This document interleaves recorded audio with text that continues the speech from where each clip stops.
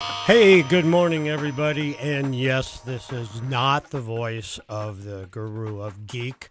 It is Rockin Dave substituting for Mr. Anderson. And, of course, we've got Jim in the studios. He was a little under the weather last week. So yeah, I lost my voice. Lost your voice. Well, that's not good for a radio. No.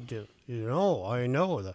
So, I mean, you can, have a bad hair day and wear weird socks, or like in Jim's case, show off his fancy legs with his shorts. Yeah. Yep. I think they need some sun, by the way. Thank you.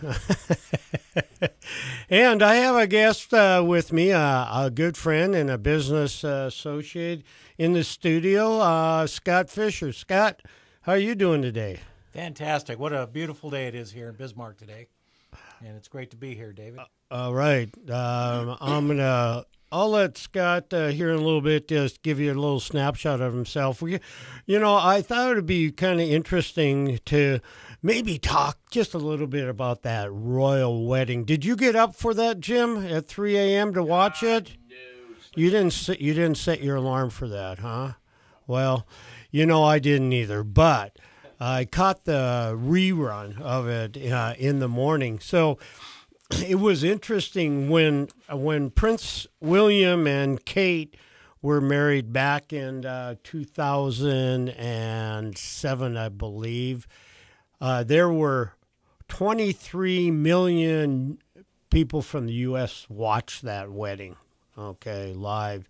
So what's your guess with Prince Harry and Meghan?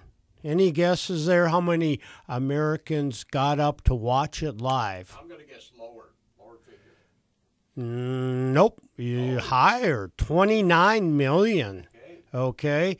So, she's from the United States, in California. So I suppose that had a lot to do with more audience. Plus, she's an actress, was on some TV programs, but anyway, it was what a beautiful ceremony, and I got a kick out of watching everybody walk in with their gowns on, and every woman had a headdress, some kind of headdress on there. Okay, Serena Williams was present, George Clooney and his wife, I saw them as well.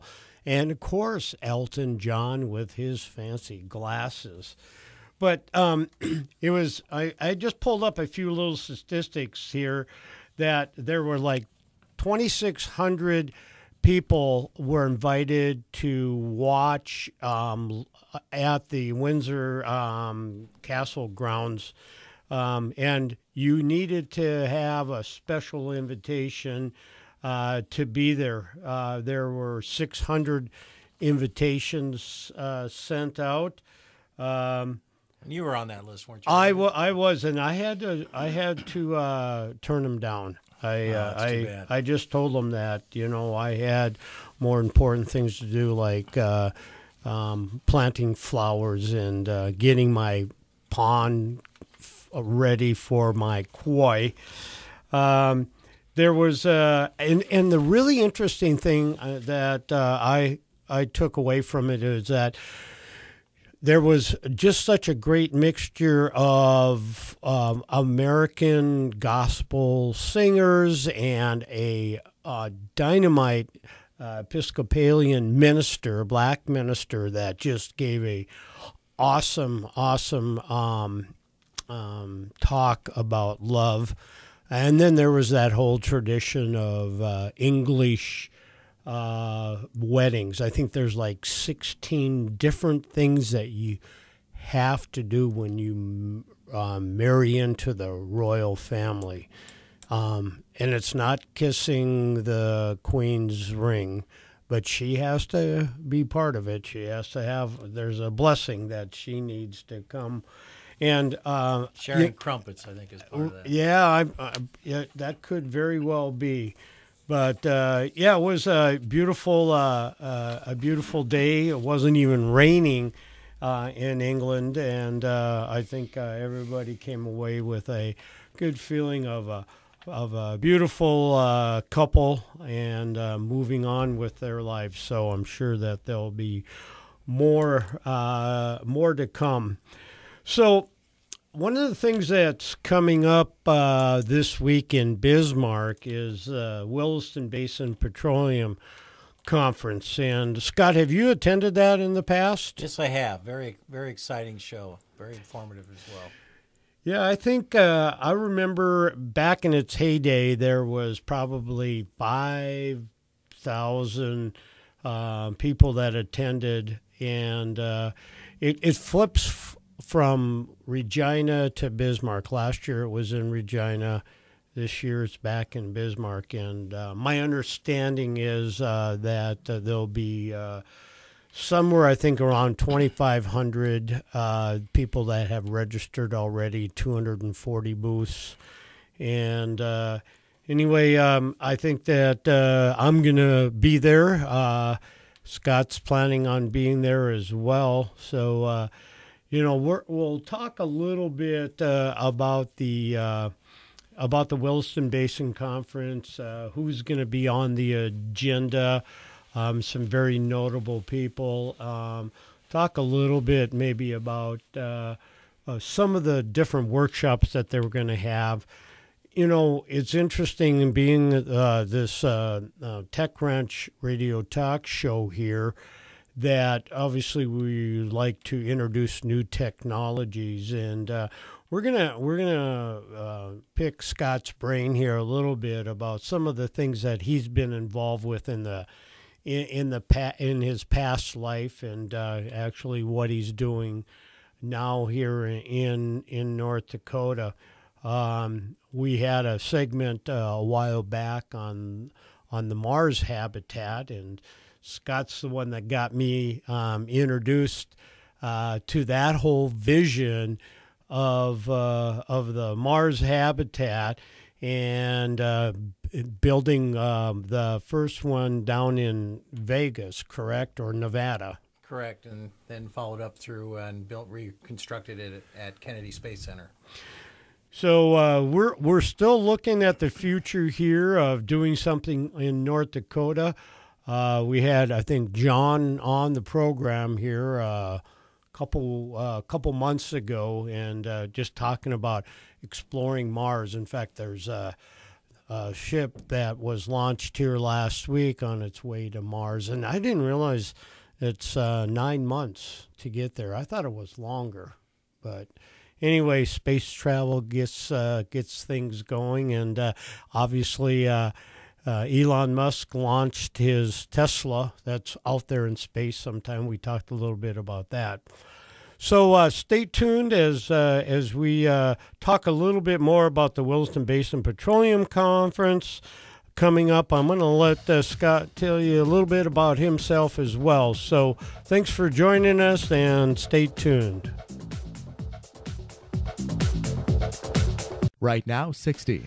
The Red River Farm Network. Ag News is here on SuperTalk 1270. Hey, we're back. Rockin' Dave here on a beautiful Monday. And we're also joined on a couple different areas, Roku Network, Blueberry Network, Radio Pup, and of course, 1270. And in fact, we were talking with Jim earlier. He's going to do a little research, find out what kind of viewing audience we have out there, and it'd be interesting to know those numbers. But hey, I really wanted to thank my guest, who I kind of put him on the spot maybe this morning, Scott Fisher, for joining me here live at the studio. We did have him on a call here a while back, but it's always better to have the real thing in the room here. So thanks again, Scott, for joining us on the Tech Ranch. I'm gonna let Scott give you just a quick snapshot of himself and who he is, and then we'll talk a little bit about the Williston Basin Conference. and even next week with Drone Focus, preparing for that event as well. And then we're going to talk a little bit about the future of energy since we have this conference coming up. But Scott, tell our viewers a little bit about yourself and where you came from. I know you came from your mom and dad, but can you go beyond that? I'm not so sure. I might have came from outer space. Oh, okay. Well, my name is Scott Fisher. I'm president of Sustainable Grounding Systems, and we specialize in static protection and grounding, everything from oil and gas to grain elevators. It's not a very exciting subject, except for when things aren't properly grounded. Then it gets exciting because things can explode. But yeah, and there's more and more of that happening all the time out there. But you mentioned earlier the Mars habitat was an interesting project that we did back in 2001, I believe, and it had a very interesting problem with static grounding because the high velocity of particulates on Mars with the high winds actually can create almost an energized atmosphere around the structure, and that has to be dissipated so that it doesn't disrupt any of the computers or life support systems. So getting involved in that was a very interesting project. We partnered up with UNLV and a couple other sources, and we ended up building the final product over at Kennedy Space Center. It was very exciting. You know, Scott, when I met Scott here about a year ago at another conference, it was just amazing. And this is kind of typical maybe in North Dakota, that a lot of times we know the same people. Even though we met for the first time, we recalled a few people that we knew in regards to our business life. And so, Scott, one of the things that's, I think, really interesting about your past life and having this famous name of Fisher, not Bobby Fisher or Darren Fisher, but maybe you can tell a little bit about your dad, because everybody's proud of their dad, and I know you are as well. But I think the listeners would be really interesting to talk about your dad and his building of his empire, Fisher Pens. Well, it's kind of interesting. I grew up indirectly in the space industry because my father was the inventor of the Fisher Space Pen, which was the pen that writes upside down underwater over grease, and worked even with Jacques Cousteau, and Jacques Cousteau developed some paper to write underwater with, and it was kind of exciting. Got to know a lot of the astronauts, and actually I've seen both launches here in the United States and in Russia, and it was very exciting. But growing up with an entrepreneur father was very interesting, and I share that blood. I'm always kind of inventing and designing different things myself, and kind of veered off and did my own thing when I got into grounding, which was a unique situation. And but on that, it was a very interesting life, and it still is. You know, as we talk a little bit about being an entrepreneur, which I consider myself one, and definitely Scott is, and actually we have a business together. But you know, it brought us together when I first met Scott at this other oil and gas tech show. And I pulled out my space pen because I was going to write some notes, and that's when Scott said, "Oh, the space pen." And I'm going, "Man, how do you know that?" And obviously, as it turned out, his dad had invented it. But you know, that growing up in that time and having the opportunity to hang around your dad and watch him grow his business, obviously inspired you too, right?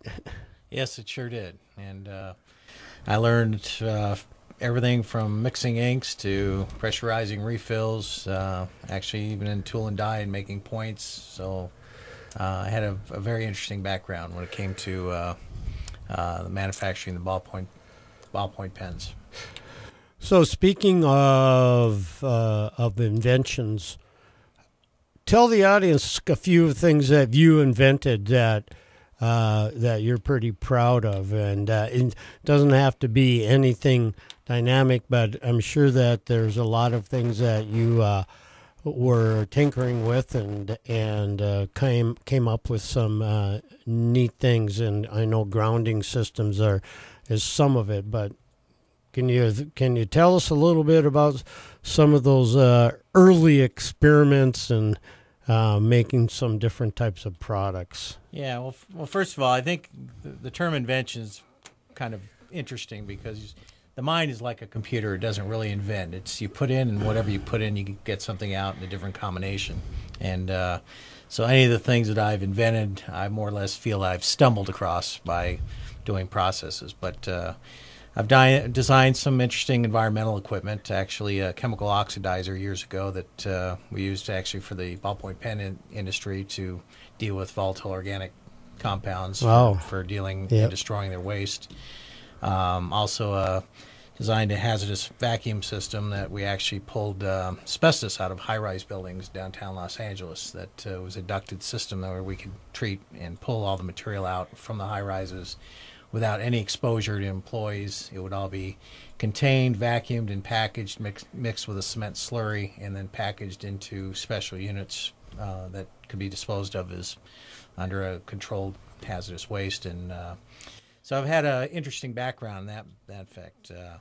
Here in North Dakota, I actually design, it's nothing too exciting, but when we do grounding, we install what's called a deep well ground, and I designed a special mini drill rig that can install up to a 200-foot ground rod, which up here we've only had to go down about, I think 80 feet is the deepest we've gone, but it's a little mini unit that actually can go into a very confined space and drill a nice straight hole, and so that we can install a deep well XIT ground, which compensates for a lot of the weather issues here. When you have frozen soil, you lose connectivity with grounding, and we won't get into all that boring stuff. But so that's another thing that I designed and stumbled across by accident. And on that, I also had an exciting project called the Space House, which actually I built for my father, which was a self-contained house that ran on a hydrogen fuel cell. It was totally off-grid and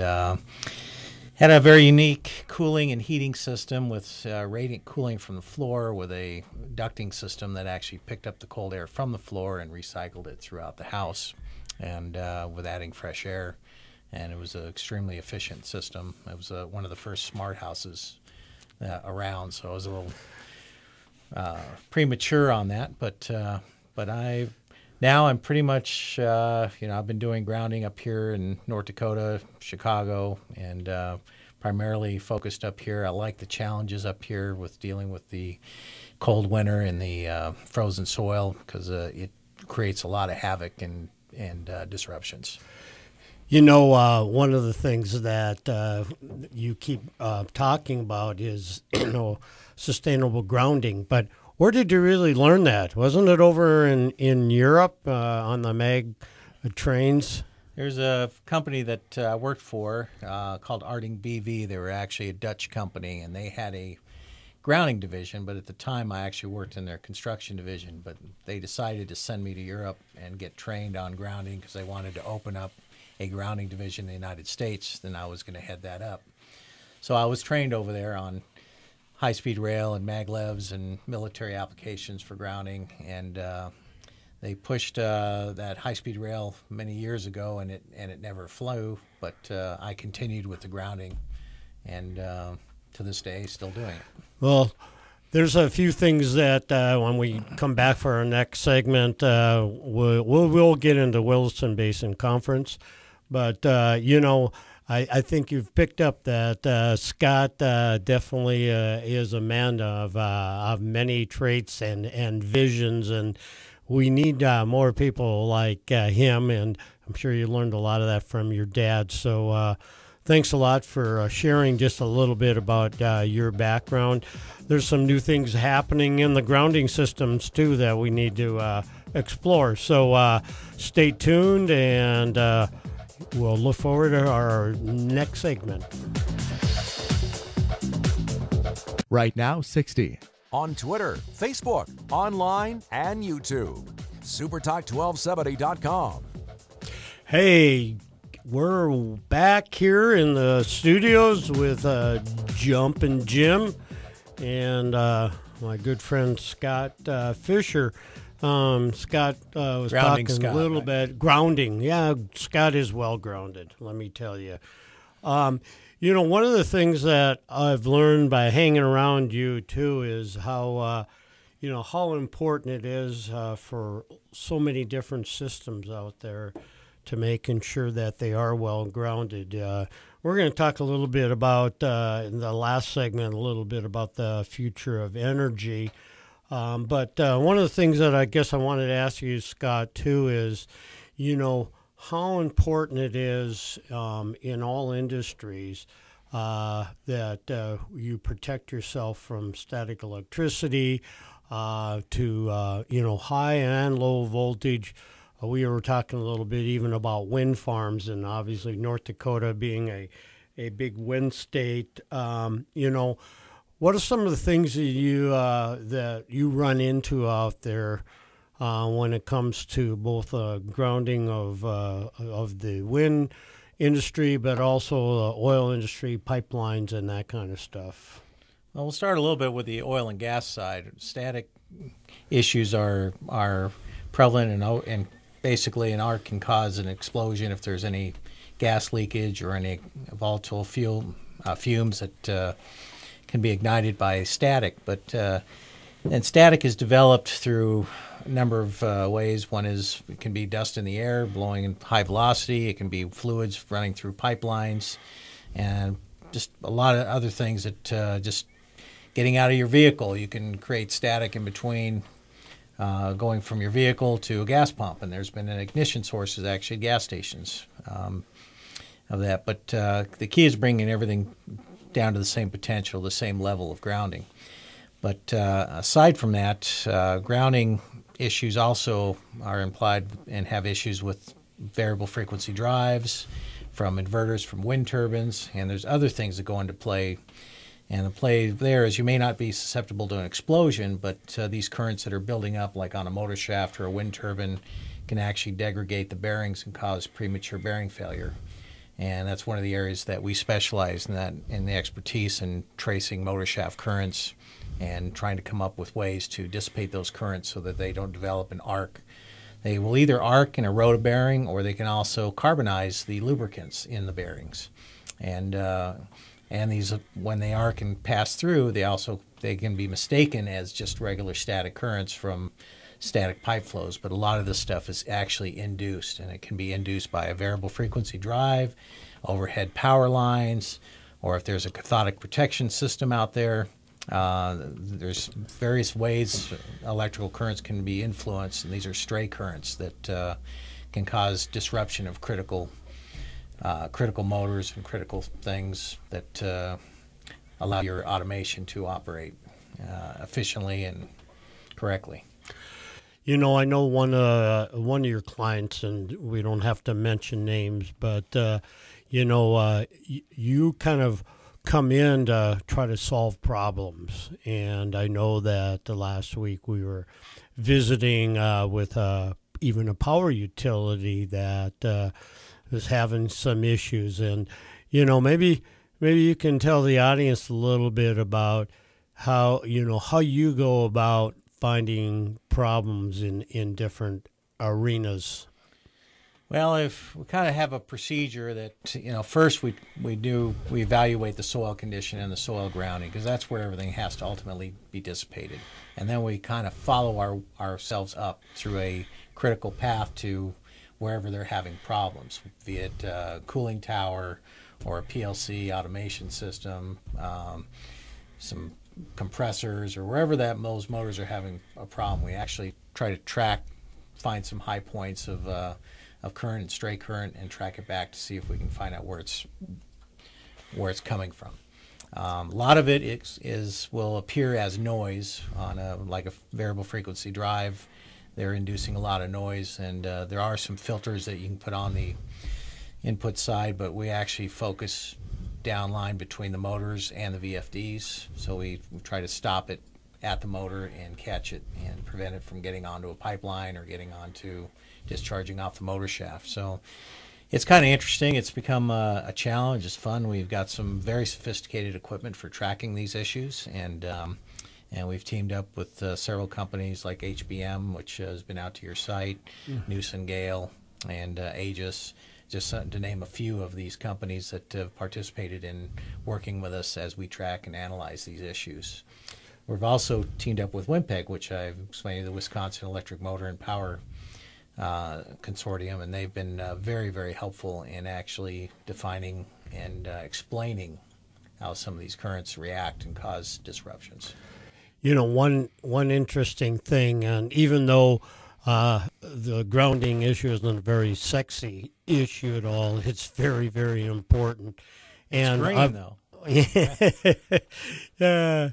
You know, one of the things we'll learn too is with all the trucks out there that are moving volatile products, you know, whether it's oil or diesel fuel, when you're coming in to drop off a load, coming back out again. And I think this particularly goes back to making sure you protect your vehicles from explosion. And I know that's part of the Newson Gale product at all.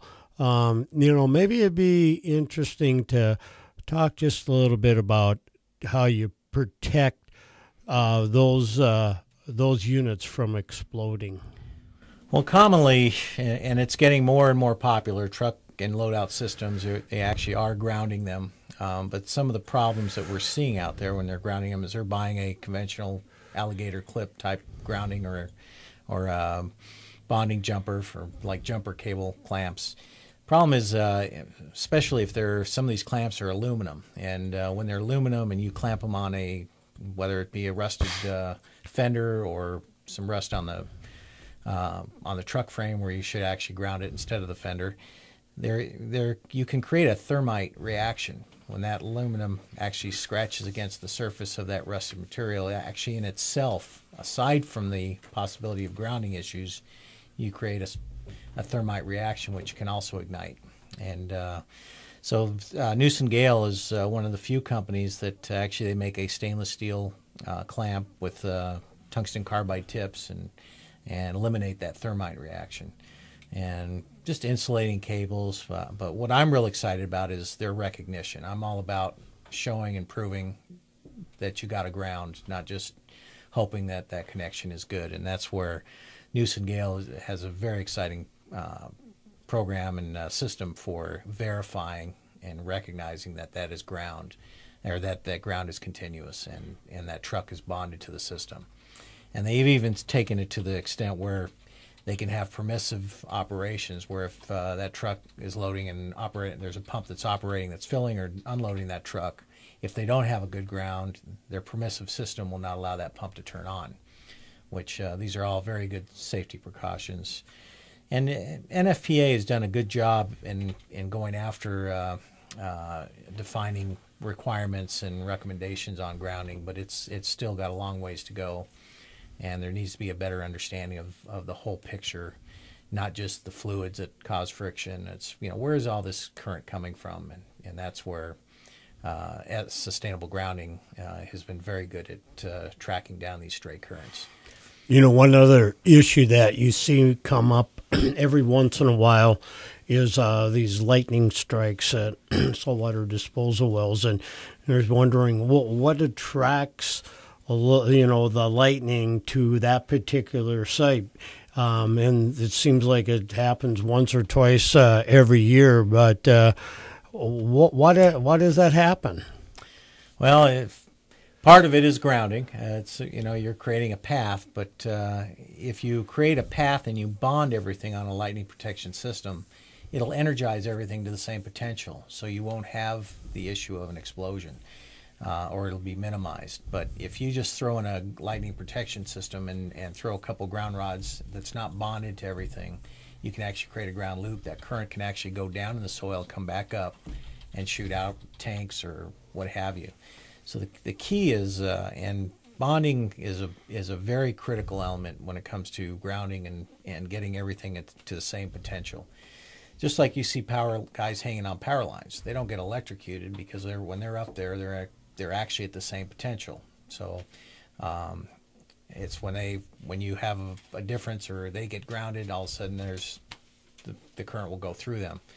So the key is if you can bring everything to the same potential, you can minimize the risk of a lot of things that has to do with static grounding and lightning protection, things of that nature.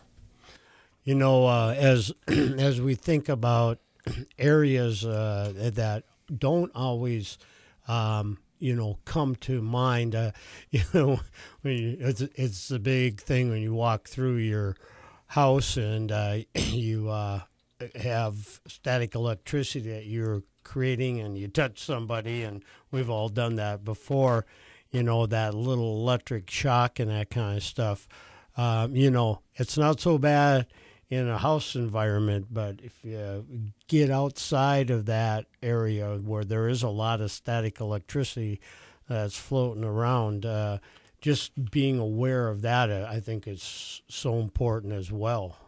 Even there's a study actually done in Japan, even standard home statics, when you come into plasma TVs and computers and things, when they're not properly grounded, there's actually a study that was done that the life expectancy of a plasma TV or a computer is about 65% in an environment where it's not properly grounded. So, which that should be a warranty.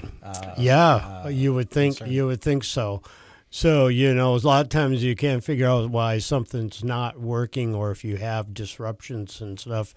You always look at other means for what it could be, but Scott, being that expert, really finds it. So thanks so much. Our last segment, we are going to talk about the Williston Basin Show and the future of energy. So stay tuned, and thanks for joining us on SuperTalk 1270.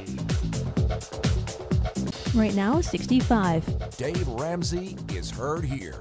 SuperTalk 1270. Hey, we're back on our last segment here, and I've been promising to talk to our viewing audience, listening audience. I guess viewing isn't the correct way, to talk about the Williston Basin Petroleum Conference coming up. We got some dynamite people coming in for this thing. We've got the Secretary of the Interior, Ryan Zinke, is going to be there. And, Ryan and his office control more land than any other agency. So, you've got the Bureau of Indian Affairs, you've got BLM, just to mention a few. So having him there is going to be pretty exciting. And another gentleman, I think we've heard his name mentioned a few times, J.C. Watts. Do you know J.C. Watts, Scott? No, I don't. Okay, well, he's got an interesting company, and in fact, a whole bunch of them, and he's going to be one of the keynotes. And of course, our governor will be there, and you talking about an entrepreneur in everything that he's done. And then we have Harold Hamm with, I think you've heard of him before, right? Oh, yeah. Continental Resources. We've also got Greg Hill. He's president and COO of the Hess Corporation, another one of the big players here in North Dakota. What a lineup. We do. Brad Hawley, the president and CEO of Whiting Petroleum, and you've done work with Whiting in the past. Yeah, it's good company. Man, they've got some heavy hitters. Don Harp he's the president of the Lower 48 for ConocoPhillips.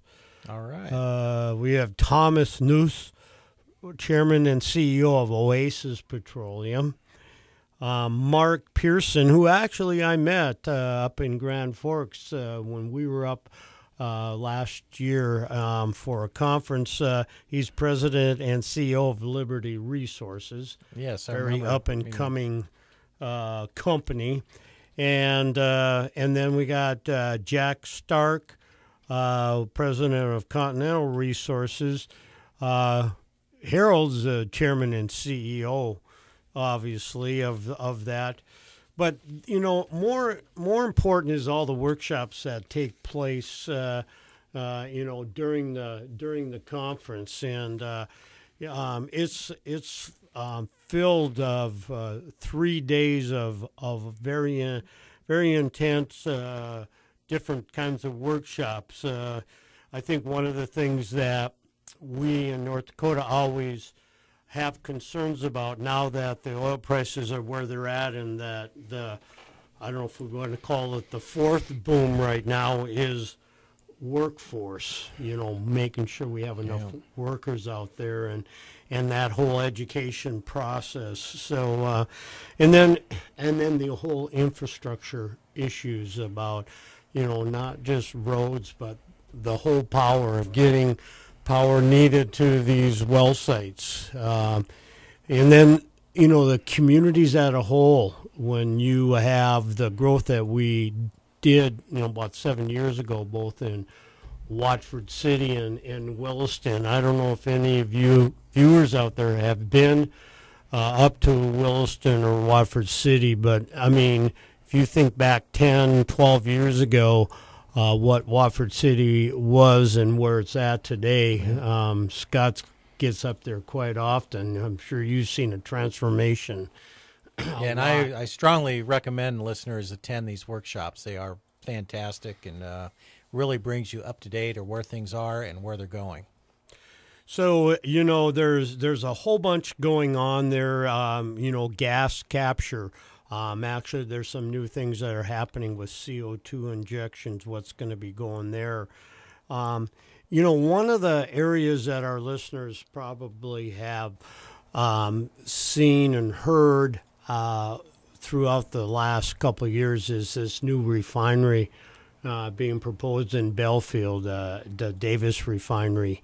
And I'm not sure where they're at. I know that they're still waiting for some permits. I think their air quality permit, they're getting close. But, Scott, you've had some conversations with the COO of them and talking a little bit about what needs that they're going to have. I mean, this is pretty exciting, to build a new refinery, even though we have one that was launched here about 5 years ago south of Dickinson. But this new Davis refinery will be pretty interesting, too. A lot of the state-of-the-art technology and making sure that it's very clean environment that we bring and safe. Safe. Tom Johnson was very excited to hear some of the stuff that Sustainable Grounding does, and they actually look forward to implementing some of the grounding technologies that we use to make these facilities extremely safe when it comes to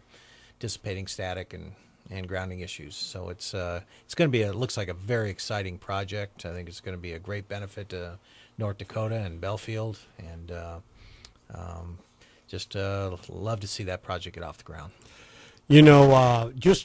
Just taking a different direction here and talking a little bit about energy, and obviously the Williston Basin Petroleum Conference is about fossil fuels, but we also have to realize, we need all different types of power and generation to keep us moving forward.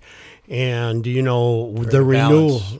renewables are so important, and this state has really stepped up when it comes to wind development. And Scott's got some background in wind as well. And you want to comment maybe a little bit about your past experience? Well, just with wind? a little history. We had actually a division of my company used to put up the meteorological towers, so we used to collect wind data and so forth. We partnered with the University of Northern Arizona, and they had a complex terrain division that actually would analyze wind flows over complex terrains and how to adapt and utilize that wind to the best fit various types of turbines. So that was rather exciting. And, of course, we grounded everything as usual. But that was it's very interesting. Wind flows could be very critical when it comes to establishing where you're putting a wind farm and how it's going to operate. You know, we're talking about that mix of power out there and the resources. You know, we all talk about nuclear and how scary that can be, but man, in a situation that you know is well protected, nuclear sometimes gets a bad rap out there. Do you agree? I think every form of energy gets a bad rap some way or another, but yeah, there has been a couple incidents that has put it in the limelight. That's for sure. You know, we talk about North Dakota's resources, the oil and natural gas, which is just exploding, and a lot of companies switching from coal to natural gas, but coal is still king out here when it comes to providing cheap electricity. And we need to continue to really look at new ways to utilize coal. And I've been involved with a few different companies of, you know, coal to liquids, Fisher-Tropsch situation, natural gas to liquids. You know, solar hasn't really taken off in North Dakota yet. I think some statistics show that it could be a good area for power generation. But, you know, one of the things that we always run into, and I guess the sun shines in North Dakota quite often, even though we have some overcast days. But solar hasn't seemed to be the, you know, and the return on your investment obviously isn't quite there. The whole biomass side of things, and then the landfill gas that I know our Fargo City Commission had launched a program for capturing landfill gas, which is another way of free energy, somewhat, if you think about it. You know, so there's so much happening in the world of energy, and this upcoming conference is going to be outstanding. If you guys don't want to miss it. And next week we're going to be talking about drone focus, even though we're off on Monday, Memorial Day. But, hey, it's been a pleasure. Thank you so much, Scott. Of course, Jim, for running the show, and God bless all of you. Have a great week.